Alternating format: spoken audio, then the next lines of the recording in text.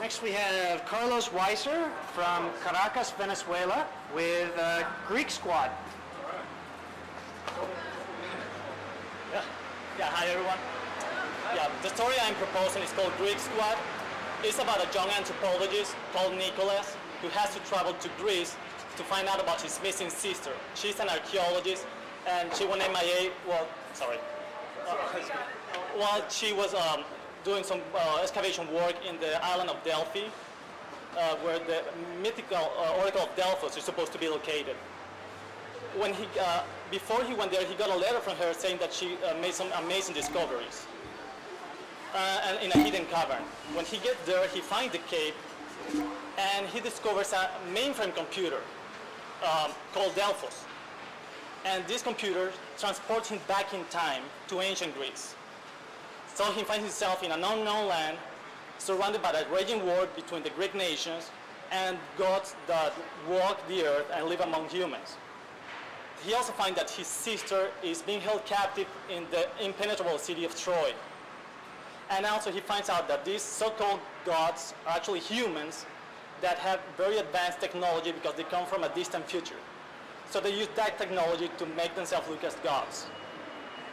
So now Nicholas is trying to rescue his sister in an unknown land. All he has is his knowledge and his wits to survive, and he has to gain the favor of the gods to be able to get into Troy and rescue his sister. How accurately are you portraying Greek mythology, and how much have you dug into the history and the mythology of it? I love Greek mythology. One of the things I like to do is get all the amazing stories and myths that exist and transform them into tales that Nicholas could be involved in them. So you'll be incorporating familiar myths into his... Yeah, actually that could motivate people to start reading about Greek mythology. And the lead character of Nick, what is his journey as a character? Where does he start? What is it that he learns about himself through the course of this? Well, he's just an anthropologist. He's kind of he lives within these books, within his studies, and he has to become something more because he got to become a hero. Actually, one of the things I like to do is him becoming some of these heroes that are in the myth. I mean, maybe he's going to fight the Minotaur, and he cannot become Theseus at that moment. So your past is heavily anchored in mythology. So you have all these mythological creatures that didn't really exist outside of Greek folklore. Yeah, that's right. But they're actually not the gods. But they're not the gods. When I was coming here on the plane, I started thinking that, like a Minotaur could be just a human that was genetically altered with new technology in it. So, that's why the Minotaur really existed. And one of the things I love about the Oracle of Delphos, is that he has a database with all the history. So that's why people could go to the mainframe, ask for, tell me my fate, and they will get the real story because it's recorded already. And one of the advantages that Nick has is that he knows about it. So the computer is back then as well? The computer stays constant at Delphi. It's part of the treatment that the people from the future brought with them, which I like to call the Greek Squad. What does Nick do with this newfound knowledge of history and this newfound ability to change things? What does he do about it? Well, if you're going to fight the Medusa, he knows that the Medusa is supposed to turn people into stone. So maybe there's a reason. Not back then.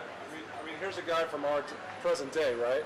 He goes back to the past. He knows what happened. He doesn't really know how it happened because it's. What does he do with this information when he comes back to today? Does he come back to today? That will be actually kind of the end of the story. When he finally rescues his sister and can come back. That's the other thing. He got to come back in time. Stays back there? Well, he got to find a way to come back. he comes back eventually. Okay, I have a question for you. The Greek Squad, I think the good guys or the bad guys? I thought both. The gods came with a mission to save humanity and their own future. And those aren't really the gods, though. They are from the future, right? But they have their own flaws because there are two different factions. One that really want to keep on their mission and help humanity and serve their own future. And the other one who decide, hey, we got the power, we can enslave humans, and we can become the rulers of the earth. Those are going to be the bad guys. That's why I want to have like Hades or Ares. how many total good guys and how many total bad guys are in the Greek squad? That's a total of 12 Greek gods. Okay, about half are good, About about half are bad. And he's stuck there in the middle to try to figure out who's good and who's bad. Basically. And does he get the help of ancient Greeks to try to take down the bad? What does he do? How does he go about doing things? How does he use to his advantage the fact that he's from now? Well, that one thing, I mean, some of them want to be good, some of them are bad, but because they're greedy. So he got to be smart enough to be able to ally himself with them whenever he needs help to overcome his different trials. Does he know Greek mythology? Just enough. He's an anthropologist, so his studies he had to study. What you're going to need to find out is what the real hook is. So we've seen movies and we've read fiction about going back in time, a modern man going back to primitive times, and he's got our advantages that we have, he's got our knowledge that we have, he's among peasants and he does amazing things. We've seen that before. I'm trying to figure out, and maybe you can kind of work on this yourself, what is it that's different about this guy? What is it about his journey in the past and the future, and how he affects both of those things that's different than what we've seen before?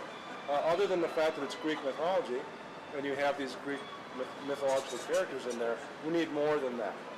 You know, we need a real purpose for this guy to be there, and we need a real purpose for him to accomplish what he needs to become to be a hero. You know, I don't feel that right now. And I think once you get that, I think you're on to something. Yeah, there's something there. You clearly know how to do what you're doing. You clearly make a very good presentation. And you're actually a very good artist and designer too. Yeah. This is your work? Yeah. You're very nice. So don't you dare stop. Yeah, don't. Keep it going. Just find that special something in there. It's in there.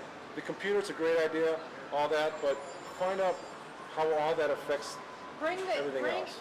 The character and his story as prominent as everything else you've created. I think just the secret here is we want more of you in it. You're a talented guy, you're an interesting guy, and I feel like you're hiding behind all of these characters that I'm a lot less interested in because I know about them. And I don't know about you, and I want to see more of you in this. But I would love to be Nicholas and be right there in the middle of the race. And hey, a suggestion, at least for me, get rid of the title. Yeah. Yeah. Thanks, man. I went for Olympians, but I think that was already taken. The other was Olympus. It sounds like a college frat movie. Yeah. Yeah. Yeah, so you don't want that. Yeah. But you've got talent, and he's right. Don't stop. Keep it going. Thank you. All right. Thanks, Carlos.